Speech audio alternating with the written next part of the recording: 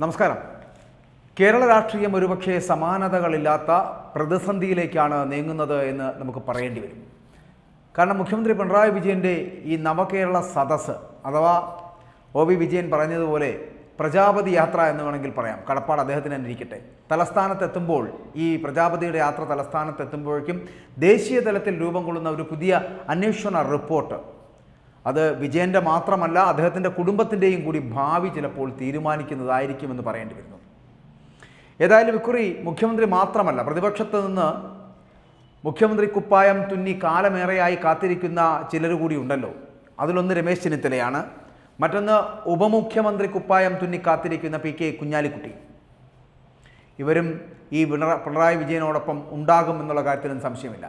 അതായത് ഈ Kochi minerals and rutiles എന്ന സ്ഥാപനവുമായി ബന്ധപ്പെട്ടിട്ട് കേരളത്തിലെ രാഷ്ട്രീയ നേതൃത്വവും പോലീസും റവന്യൂ ഉദ്യോഗസ്ഥരും നടത്തിയ കൈക്കൂലിയുടെ വലിയ ഇടപാട്, ആ കൈക്കൂലി ഇടപാടാണ് ഈ സംഭവങ്ങൾക്കൊക്കെ ആധാരമെന്ന് പറയേണ്ടി വരും.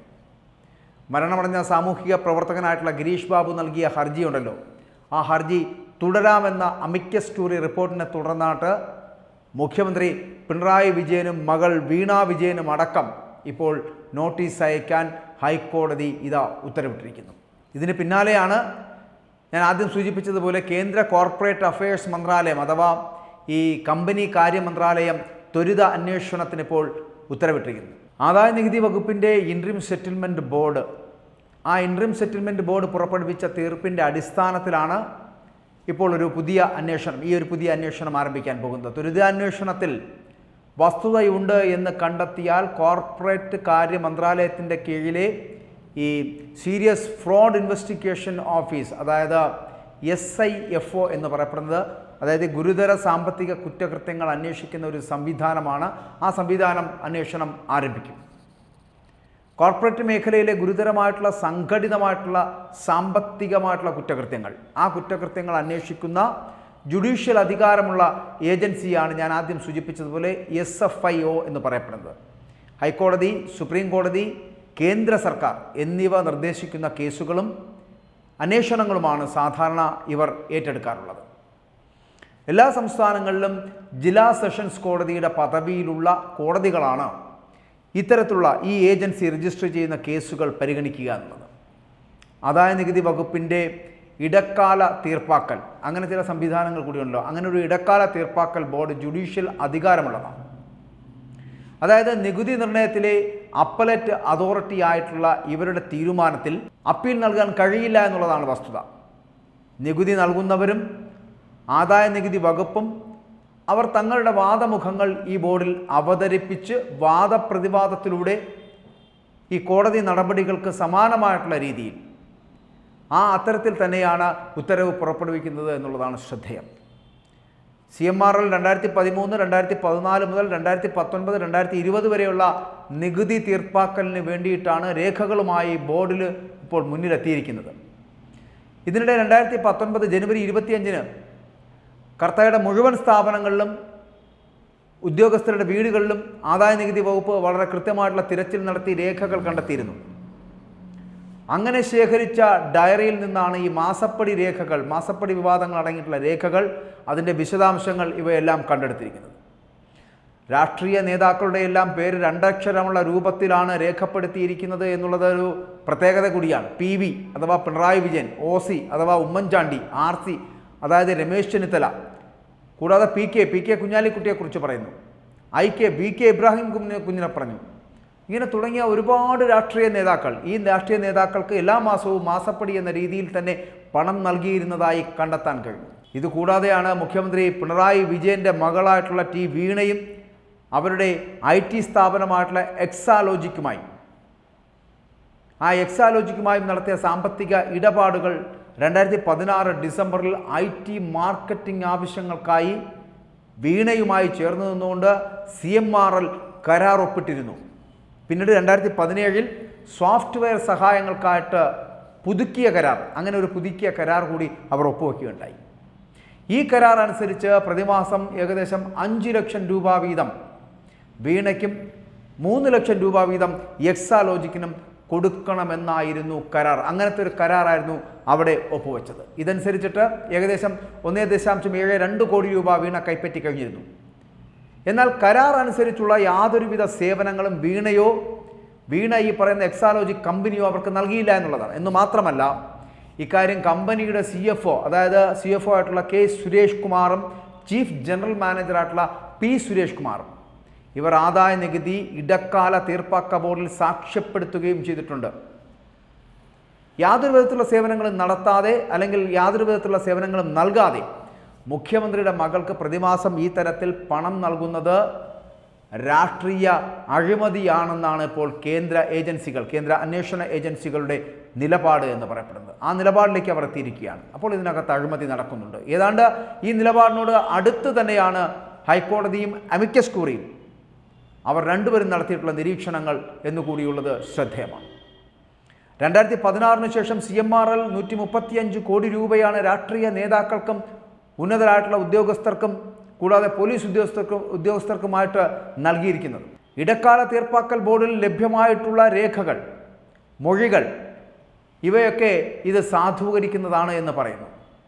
ഈ പണം ആർക്കൊക്കെ എന്തിനു വേണ്ടി ചിലവഴിച്ചു എന്ന് കണ്ടെത്തുവാനാണ് ഇപ്പോൾ സീരിയസ് ഫ്രോഡ് ഇൻവെസ്റ്റിഗേഷൻ അവർ ഓഫീസ് പരിശോധന നടത്താൻ തീരുമാനിച്ചിരിക്കുന്നത്. ഈ പരിശോധനയുടെ അടിസ്ഥാനത്തിലായിരിക്കും മുന്നോട്ട് പോകുന്നത്. ഇപ്പോൾ നടക്കുന്ന കേന്ദ്ര കമ്പനി കാര്യ മന്ത്രാലയത്തിൻ്റെ ത്വരിതാന്വേഷണത്തിൽ 3 കാര്യങ്ങളായിരിക്കും പരിശോധന. CMRL ചെലവഴിച്ച 135 കോടി രൂപയിലൂടെ അവരുടെ വ്യവസായ ആവശ്യങ്ങൾക്ക് വേണ്ടി നിയമവിരുദ്ധവും പരിസ്ഥിതി വിരുദ്ധവുമായിട്ടുള്ള എന്തെങ്കിലും നേട്ടമോ അല്ലെങ്കിൽ പരിഗണനയോ ഇവർ കൈവരിച്ചിട്ടുണ്ടോ?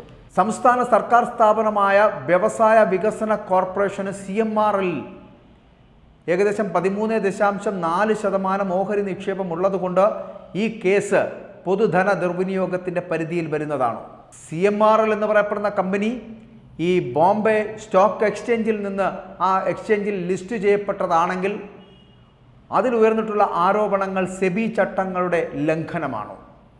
ഇങ്ങനെയുള്ള 3 ചോദ്യങ്ങൾ, 3 കാര്യങ്ങൾ വളരെ കൃത്യമായി പരിശോധിച്ച ശേഷമായിരിക്കും മന്ത്രാലയത്തിൻ്റെ ശുപാർശ അനുസരിച്ചിട്ട് SIFO അന്വേഷണം നടത്തുക എന്നുള്ളതാണ്. ഇപ്പോൾ നടക്കുന്ന അന്വേഷണത്തിൻ്റെ ചുമതല എന്ന് പറയപ്പെടുന്നത് കോർപ്പറേറ്റ് അഫയേഴ്സ് ഡയറക്ടറായിട്ടുള്ള കോർപ്പറേറ്റ് അഫയേഴ്സ് ഡയറക്ടർ ജനറലിൻ്റെ ചെന്നൈ, ബാംഗ്ലൂർ റീജിയണൽ ഡയറക്ടർമാരാണ് ഇപ്പോൾ നടത്തിക്കൊണ്ടിരിക്കുന്നത് ഈ അന്വേഷണം. വലിയ അന്വേഷണ പരിധിയിലേക്കാണ് പോകുന്നത്. സംസ്ഥാനത്തിൻ്റെ വിഭവശേഷിയെ കള്ളക്കടത്തും കരിഞ്ചന്തയും നടത്തി കൂടാതെ മാസപ്പടി വാങ്ങി കീശയിലിടുന്ന ഒരു കറക്ക് കമ്പനിയാണ് ഈ പറയുന്ന UDF-ഉം LDF-ഉം എന്ന കാര്യം വ്യക്തമാക്കുന്നതാണ് ഈ മാസപ്പടി ഡയറിയും ഒപ്പം തന്നെ ഉന്നത ഉദ്യോഗസ്ഥർ ഇടക്കാല തീർപ്പാക്കൽ ബോർഡിൽ അവർക്ക് നൽകിയ മൊഴിയും. ഈ രണ്ടും വ്യക്തമാക്കുന്നത് ഇതാണ് എന്ന് പറയേണ്ടി വരും. മാസപ്പടി വിവാദം ഉയർന്നപ്പോൾ വ്യവസായികളിൽ നിന്ന് പണം വാങ്ങുന്നതിൽ വലിയ തെറ്റില്ല എന്നായിരുന്നു പ്രതിപക്ഷ നേതാവായിട്ടുള്ള VD സതീശൻ്റെ വാദം. പരസ്യ പ്രസ്താവനയിൽ പറയുകയായിരുന്നു VD സതീശൻ. കഴിഞ്ഞ ദിവസം ഈ കോൺഗ്രസ് നേതാവും അവരുടെ പഠന ഗവേഷണ കേന്ദ്രത്തിൻ്റെ ഡയറക്ടറുമായിട്ടുള്ള ചെറിയാൻ ഫിലിപ്പ് മാസപ്പടി വാങ്ങുന്നത് പാപമാണെന്ന് പറഞ്ഞ് ഫേസ്ബുക്കിൽ ഒരു പോസ്റ്റ് ഇടുകയും ചെയ്തിരുന്നു. കോൺഗ്രസ് നേതാക്കളായിട്ടുള്ള രമേശ് ചെന്നിത്തലയും ഉമ്മൻചാണ്ടിയും പിന്നെ UDF-ൻ്റെ ഘടകകക്ഷി നേതാക്കളായിട്ടുള്ള PK കുഞ്ഞാലിക്കുട്ടിയും ഒപ്പം തന്നെ ഇബ്രാഹിം കുഞ്ഞുമൊക്കെ ഇവരുടെ ഈ പട്ടികയിൽ ഉൾപ്പെട്ട സാഹചര്യത്തിൽ പാപം ചെയ്യാത്തവർ കല്ലെറിയട്ടെ എന്ന് മാത്രമേ ചെറിയാൻ ഫിലിപ്പിനോട് നമുക്ക് ചിലപ്പോൾ പറയാൻ കഴിയൂ.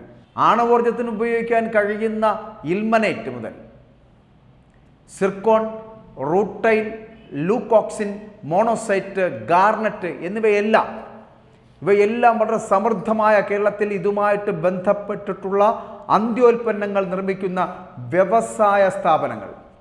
ഈ വ്യവസായ സ്ഥാപനങ്ങൾ എന്തുകൊണ്ട് വരുന്നില്ല എന്നതിൻ്റെ കാരണം കൂടിയാണ് ഈ മാസപ്പടി വിവാദം എന്നുള്ള കാര്യത്തിൽ സംശയമില്ല. ഇത്തരം വ്യവസായ സ്ഥാപനങ്ങൾ ആരംഭിച്ചാൽ സ്വകാര്യ വ്യവസായികളുടെ, അതായത് സ്വകാര്യമായി ഉണ്ടാക്കുന്ന ആ വ്യവസായികളുടെ കൊള്ളയും രാഷ്ട്രീയക്കാരുടെ മാസപ്പടിയും ഇതോടുകൂടി അവസാനിക്കും. അതുകൊണ്ട് തന്നെയാണ് മാറി മാറി കേരളം ഭരിക്കുന്ന UDF-ഉം ഒപ്പം LDF-ഉം ഇത്തരം വ്യവസായ സ്ഥാപനങ്ങൾ കേരളത്തിൽ ആരംഭിക്കാത്തത് എന്ന് തന്നെ പറയേണ്ടി വരും. അതാണ് അതിൻ്റെ വസ്തുത എന്ന് പറയപ്പെടുന്നത്. മുഖ്യമന്ത്രിയുടെ ഈ പ്രജാപതി സദസ്സ് തലസ്ഥാനത്തെത്തുമ്പോഴേക്കും ഈ മാസപ്പടിതിയിൽ ത്വരിതമായിട്ടുള്ളൊരു അന്വേഷണം പൂർത്തിയാകുക തന്നെ ചെയ്യും.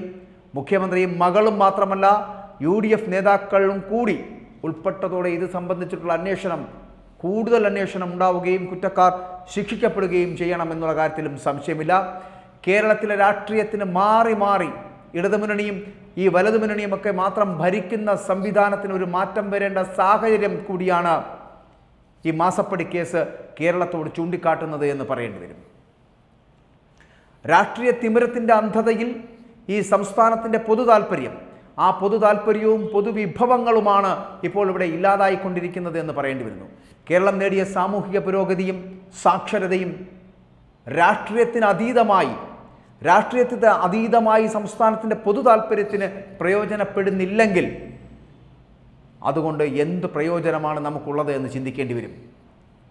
DYFIയിൽ അംഗമായാൽ സ്ത്രീ പീഡന കേസിൽ ഇരകളായിട്ടുള്ള പെൺകുട്ടികളെ കൊന്നുകെട്ടിത്തൂക്കിയാലും കേസിൽ നിന്ന് രക്ഷപ്പെടാം എന്ന് വരുന്ന തരത്തിലേക്കുള്ള ഒരു സാഹചര്യവും ഇത് തന്നെയല്ലേ സൂചിപ്പിക്കുന്നത് എന്ന് ചോദിക്കേണ്ടി വരുന്നു. ഇത്തരത്തിൽ വലിയ ഒരു ചിന്താഗതിയിലേക്ക് പോകുന്നു. CPMൻ്റെയോ DYFIയുടെയോ SFIയുടെയോ ലേബലിലാണ് നമ്മൾ മുന്നോട്ട് പോകുന്നതെങ്കിൽ നമുക്ക് പോലീസിൻ്റെ കയ്യിൽ നിന്ന് താരാട്ട് കിട്ടുന്നു. പോലീസ് നമ്മളെ താങ്ങി തലോടി കൊണ്ടുപോകുന്ന കാഴ്ച കഴിഞ്ഞ ദിവസങ്ങളിലടക്കം ദൃശ്യമാധ്യമങ്ങൾ ഈ പ്രേക്ഷകർ കണ്ടതാണ് എന്നുള്ള കാര്യത്തിലും സംശയമില്ല. SFIക്കാരനെ ആർഷോയെ തടവി കൊണ്ടുപോകുന്ന പോലീസുകാരനെ നമുക്ക് കാണാൻ കഴിയുമ്പോൾ തന്നെ യൂത്ത് കോൺഗ്രസ്സുകാരനെയും KSUക്കാരനെയും പട്ടിയെ തല്ലുന്നത് പോലെ തല്ലുന്ന കാഴ്ചയും ഈ പൊതുസമൂഹം കാണുന്നുണ്ട് എന്നുള്ള കാര്യം മറന്നു പോകരുത്. ഇതുകൊണ്ടാണ് ഞാൻ ആദ്യം സൂചിപ്പിച്ചത്, പ്രജാപതിയായ തമ്പുരാൻ അങ്ങ് കാസർഗോഡ് നിന്ന് തിരുവനന്തപുരത്തേക്ക് എഴുന്നള്ളി അവസാനിക്കുമ്പോൾ ആ കൈകളിലേക്ക് കറുത്ത വിലങ്ങുകൾ വീഴുമെന്നുള്ള കാര്യത്തിൽ സംശയമില്ല എന്ന് പറയേണ്ടിയിരിക്കുന്നു. മുഖ്യൻ മാത്രമായിരിക്കില്ല, മുഖ്യനും മുഖ്യമന്ത്രിയുടെ മകളും പ്രതിപക്ഷ നിരയിലെ നേതാക്കന്മാരും അടക്കം ജയിലിലേക്ക് പോകേണ്ടി വരുന്ന ഒരു സാഹചര്യം ഉണ്ടായേക്കും എന്ന് പറയേണ്ടി വരുന്നു. അഴിമതിയുടെ കൂത്തരങ്ങായി മാറുന്ന കേരളത്തിൽ മുഖ്യമന്ത്രിക്ക് ഒത്താശ പിടിക്കുന്നവരും ഒപ്പം UDFൻ്റെ നേതാക്കളും UDFൻ്റെ ഘടകകക്ഷി നേതാക്കളും അടക്കം ഈ അഴിമതിയുടെ കറപുരണ്ടവരാണ് എന്നുള്ള കാര്യത്തിൽ സംശയമില്ല. ഇവരൊക്കെയും ജയിലിൻ്റെ അഴികൾ എണ്ണപ്പെടുമെന്നുള്ള കാര്യത്തിലും സംശയമില്ല.